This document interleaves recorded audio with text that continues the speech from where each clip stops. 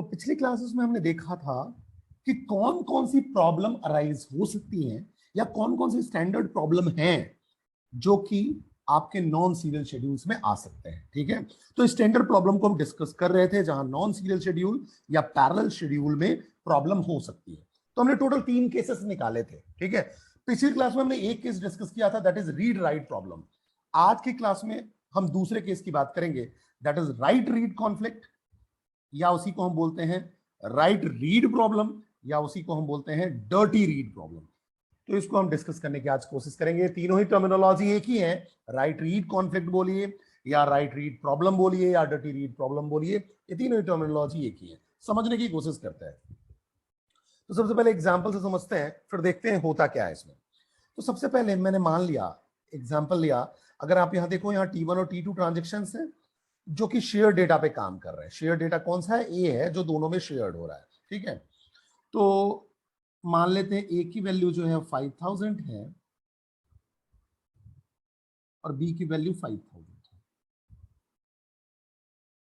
अब समझने की कोशिश करते हैं क्या प्रॉब्लम आ सकती है। ठीक है, सबसे पहले T1 जो है ये आपके डेटाबेस में है, परमानेंटली सेव है, ए की वैल्यू 5000 और बी की वैल्यू 5000। ठीक है, डिस्क पे।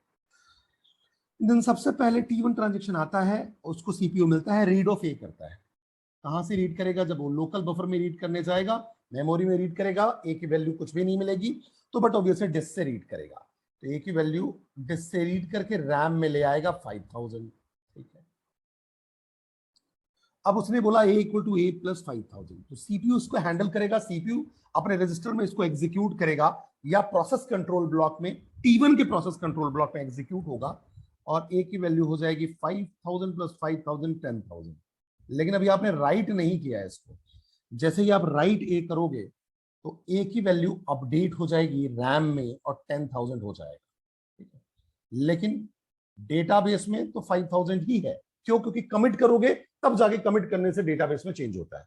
अगर राइट करते हो तो रैम में ही चेंज होगा। रैम में करंट वैल्यू ए की 5000 से 10,000 होगी।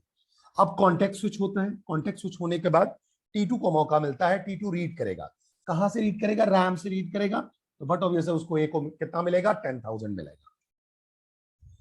अब नेक्स्ट ऑपरेशन परफॉर्म करता है, 10,000 प्लस 2,000, तो ए की वैल्यू हो जाती है 12,000। उसके प्रोसेस कंट्रोल ब्लॉक में या सीपीयू जो इसको एग्जीक्यूट कर रहा है उसके रजिस्टर में ए की वैल्यू हो गई 12,000।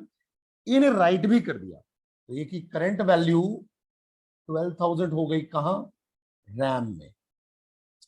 और अब ए ने कमिट भी कर दिया, और जैसे ही कमिट करेगा ए की वैल्यू 12,000 हो जाएगी डिस्क में भी, परमानेंटली आपका सेव हो गया। ओके, उसके बाद कॉन्टेक्स्ट स्विचिंग होता है और T1 को सीपीयू मिलता है। चलिए, अच्छी बात है। अब ये रीड भी करता है। समझना मेरी बात, रीड भी करेगा। जब ये रीड भी करेगा तो बट ऑब्वियस रैम में तो बी है ही नहीं, तो ये कहां से रीड करेगा? डिस्क से। तो बी की वैल्यू आ जाएगी 5000। अब जैसे ही इसको राइट करने की ये कोशिश करता है, सिस्टम हो जाता है फेल। कोई भी रीजन हो, ठीक है, आइदर आपका सिस्टम क्रैश हो जाए, इंटरनेट कनेक्शन आपका कहना चाहिए डाउन हो जाए, ठीक है, या इंटरनेट डाउन हो जाए, कोई भी रीजन से सिस्टम आपका हो गया फेल। जैसे ही सिस्टम फेल होगा, आप अगर देखो तो मैंने आपको बताया था, कोई भी ट्रांजेक्शन कब कंप्लीट माना जाता है? जब उसके सारे के सारे इंस्ट्रक्शन एग्जीक्यूट हो जाए। अगर एक भी इंस्ट्रक्शन एग्जीक्यूट नहीं होगा तो बट ऑब्वियस है पूरा का पूरा ट्रांजेक्शन रोल बैक हो जाएगा। उसके पूरे ट्रांजेक्शन की जो वैल्यू है वो क्या हो जाएगी? रोल बैक हो जाएगी। ध्यान रखना इस बात को, रोल बैक हो जाएगा। तो जैसे ही यहां सिस्टम फेल हुआ या इंटरनेट कनेक्शन लूज हो गया, ठीक है, या इंटरनेट कनेक्शन लॉस हुआ, सॉरी, इंटरनेट कनेक्शन लॉस हो गया या इंटरनेट डाउन हुआ, वैसे ही ये पूरा का पूरा ट्रांजेक्शन जो हुआ वो फेल हो गया। जैसे ही फेल हुआ, ये वाला इंस्ट्रक्शन फेल हुआ, तो ऑटोमेटिकली सारे के सारे T1 ट्रांजेक्शन के इंस्ट्रक्शन रोल बैक हो जाएंगे। और जब रोल बैक हो जाता है, जब ट्रांजेक्शन अबॉर्ट हो जाता है, तो बट ऑब्वियसली उसका पूरा का पूरा जो इफेक्ट होता है वो अनडन हो जाता है। पूरा इफेक्ट अनडन हो जाता है। ठीक है, जब ये अनडन करेगा तो ए की इनिशियल वैल्यू क्या हो जाएगी? 5000 ही। ठीक है, क्योंकि ए की इनिशियल वैल्यू 5000 ही थी, तो 5000 हो गया। ठीक है, क्योंकि सारा जो इंस्ट्रक्शन है वो अनडन हो गया। तो अब बात ये आई कि जब ये रीड कर रहा था तो 5000 प्लस 5000 10,000 आया था। ठीक है, अब इस 10,000 का क्या क्या कि 10,000 कहां गया, ठीक है। इसी को बोलते हैं हम डर्टी रीड।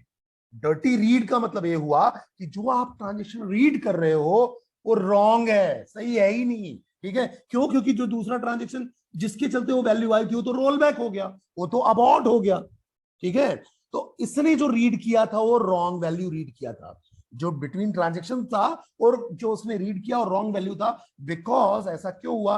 बिकॉज जो रिलेटेड ट्रांजेक्शन था वो पूरा का पूरा अंडन हो गया, अबॉर्ट हो गया, रोल बैक हो गया। तो इस 10,000 का क्या, जबकि ये कमिट कर चुका था, ठीक है, कमिट कर चुका है, कमिट कर चुका है, मतलब इसका ट्रांजेक्शन तो कंप्लीट हो चुका है, T2 सक्सेसफुल कमिट करके कंप्लीट हो चुका है। लेकिन बात ये आ रही है कि जो इसने रीड किया 10,000 उसका आप कोई एग्जिस्टेंस ही नहीं है। तो इस रॉन्ग रीड के चलते इसको हम डर्टी रीड प्रॉब्लम बोलते हैं। और ये क्यों हुआ? इस राइट रीड के चलते। इसलिए इसको आप क्या बोल रहे हो? राइट रीड कॉन्फ्लिक्ट बोल रहे हो या राइट रीड प्रॉब्लम बोल रहे हो। और डर्टी रीड क्यों बोल रहे हो? कि जो वैल्यू उसने रीड किया था अब उसका एग्जिस्टेंस ही नहीं है, क्योंकि वो ट्रांजेक्शन फेल हो चुका है। So this conflict occurs when a transaction read the data which is written by the other transaction before committing. अब ऐसा क्यों हो रहा है? क्योंकि उसने कमिट नहीं किया था और कमिट करने से पहले ही दूसरे ने उसको रीड कर लिया।